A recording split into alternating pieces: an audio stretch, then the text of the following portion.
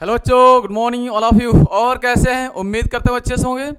तो आइए हम लोग शुरू किया जाए आज का क्लास। कॉपी पेन निकालिए और हेडिंग लगाइए। ठीक है। विस्थापन अभिक्रिया अगला हेडिंग, अगली अभिक्रिया है विस्थापन अभिक्रिया।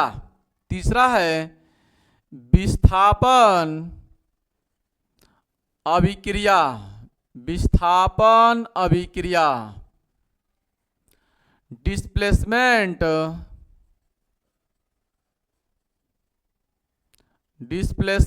रिएक्शन। डिस्प्लेसमेंट रिएक्शन, विस्थापन अभिक्रिया।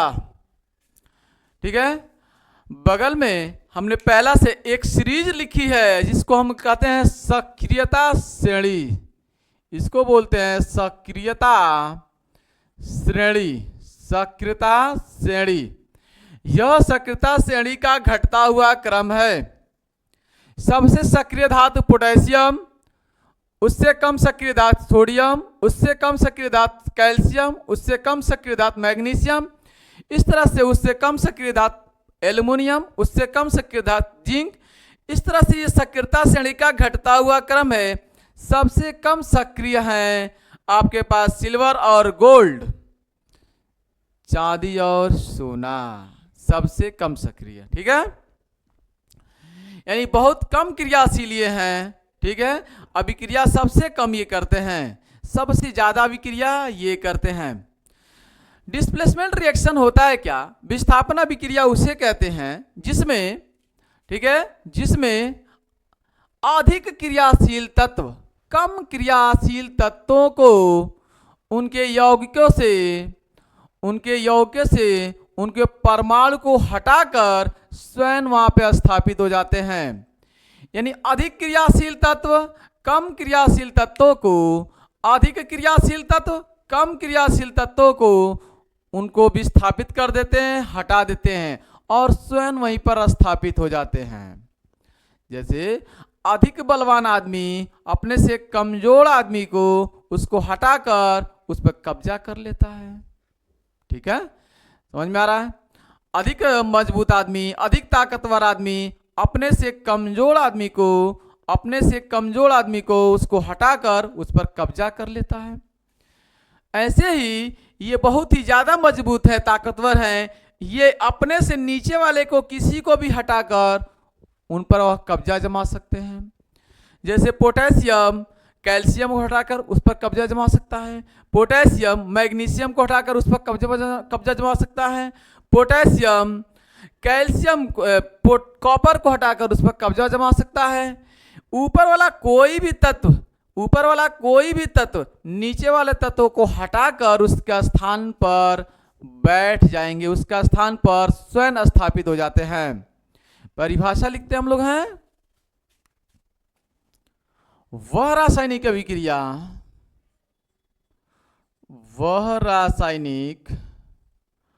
अभिक्रिया जिसमें अधिक क्रियाशील, जिसमें, ठीक है, अधिक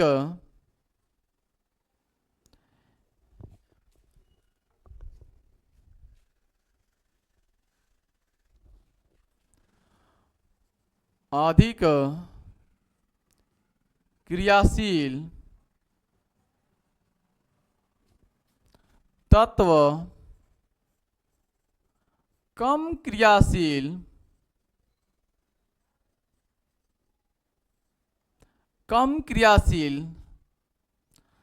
तत्व के यौगिक में से परमाणु को विस्थापित करके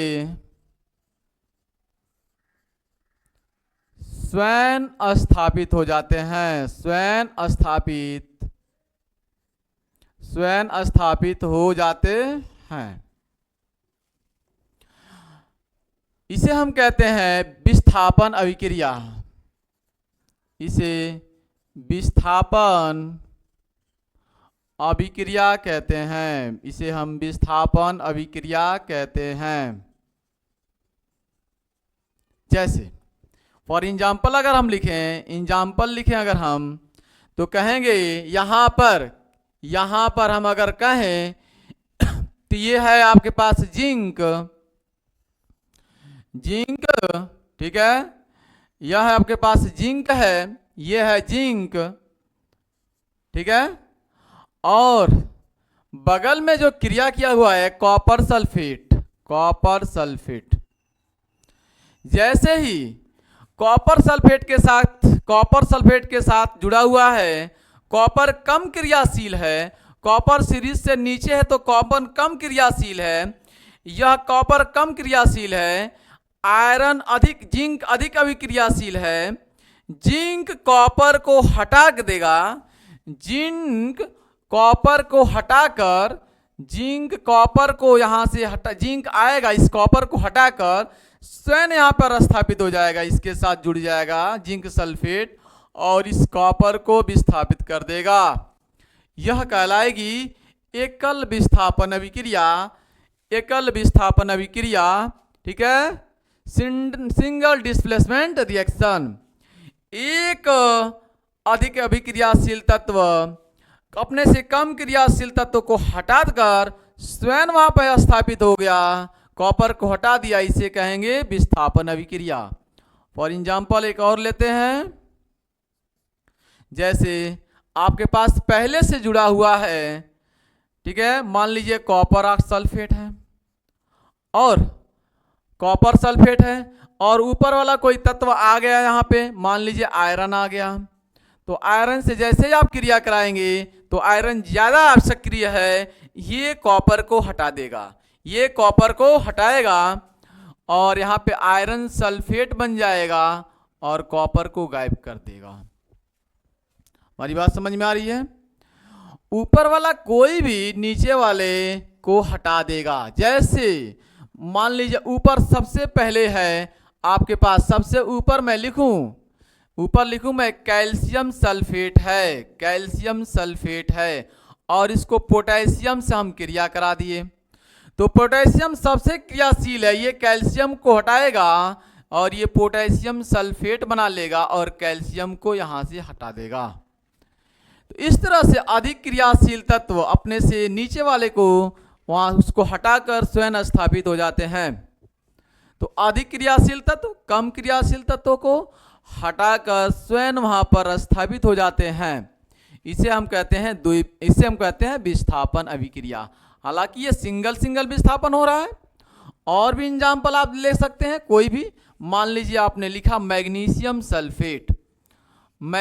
सल्फेट और सोडियम ऊपर बैठा हुआ है, सोडियम से आप क्रिया करा दिए, तो सोडियम क्या काम करेगा, सोडियम सल्फेट से क्रिया कर लेगा और मैग्नीशियम को गायब कर देगा, मैग्नीशियम को वहाँ से हटा देगा, रिमूव कर देगा। इसे हम कहते हैं क्या, विस्थापन अभिक्रिया। बात समझ में आ गई है? इसे हम कहते हैं विस्थापन अभिक्रिया।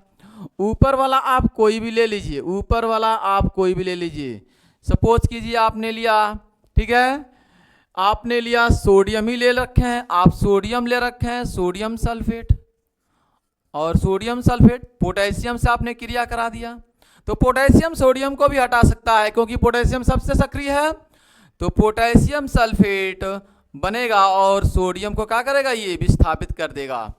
इस तरह से ये सब के सब क्या है, एकल विस्थापन अभिक्रिया के एग्जाम्पल हैं। ये सब के सब एकल विस्थापन अभिक्रिया के एग्जाम्पल हैं। ठीक है, आगे हम बात कर लेते हैं।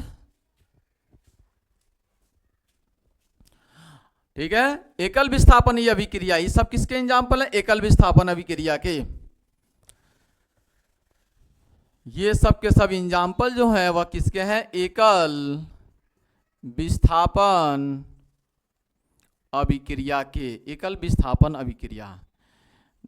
ठीक है, दो विस्थापन भी होता है, दो विस्थापन भी होता है जब अभिकारक के अंदर, ये पक्ष अभिकारक होता है, जब अभिकारकों के अंदर आपस में आयनों का आदान प्रदान होना शुरू हो जाए तो उसे हम कहेंगे द्विविस्थापन अभिक्रिया। जैसे में अगर हम कहें ये सिंगल विस्थापन हो रहा है, डबल विस्थापन की बात करें, डबल विस्थापन की बात करें तो कहेंगे हम द्विविस्थापन अभिक्रिया में, द्विविस्थापन अभिक्रिया हम बात करें, ठीक है, द्विविस्थापन अभिक्रिया, ठीक है, द्विविस्थापन अभिक्रिया की बात करें तो हम कहेंगे कि वह अभिक्रिया जिसमें अभिकारकों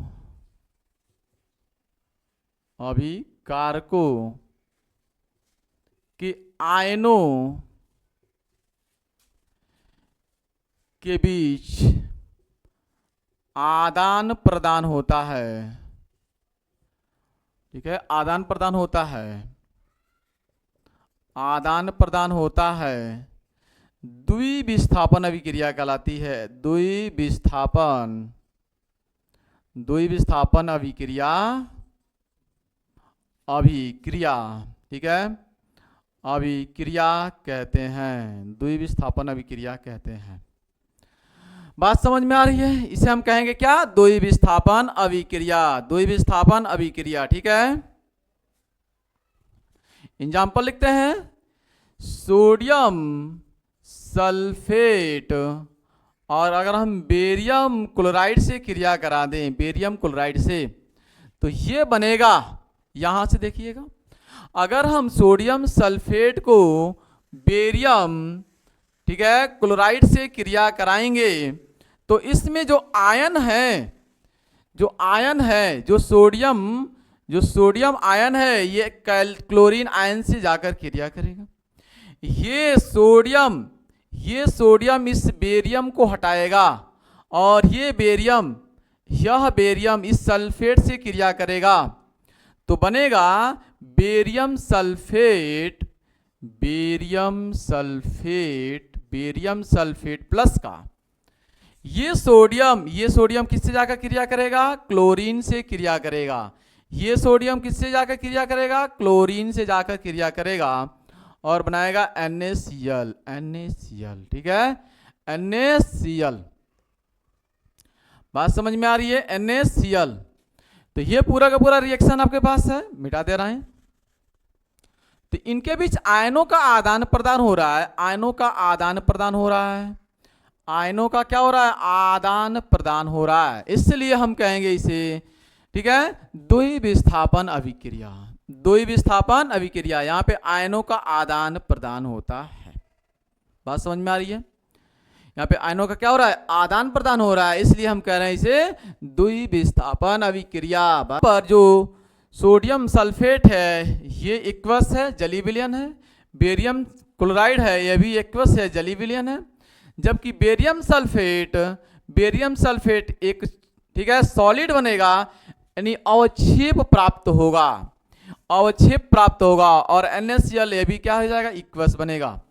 तो इस तरह से जब अवक्षेप बनता है तो वह रासायनिक अभिक्रिया जिसमें कोई अवक्षेप का निर्माण होता है उसे हम कहते हैं अवक्षेपण अभिक्रिया, ठीक है। तो आज के लिए इतना। Thanks for watching this video. जय हिंद, जय भारत।